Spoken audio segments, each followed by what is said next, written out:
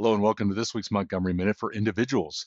Okay, let's continue talking about this one big beautiful bill that passed back on July 4th. And let's talk about this tax cut. We love tax cuts.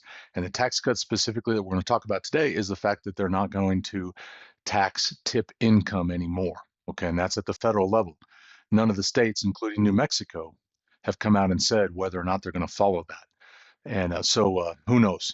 And all of the Congress, all of our national representatives, senators, our people in Congress from New Mexico voted against the bill, and because they're all Democrats, and so this was a bill that was passed on party lines.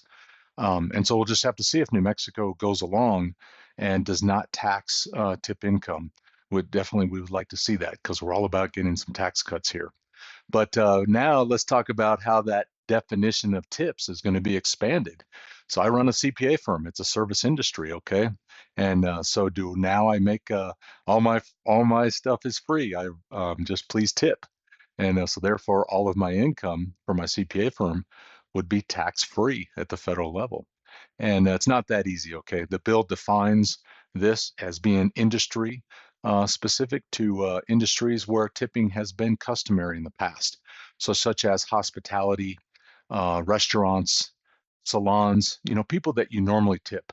So the IRS will come back and reject anyone who tries to broaden that definition of tips and take it into other service industries. Okay, so unfortunately, my fees are not changing and they stay in place, and I don't get to just only accept tips going forward. And but we do always celebrate anytime we get tax cuts and a reduction, especially for that category of individuals who tips are a significant part of their income.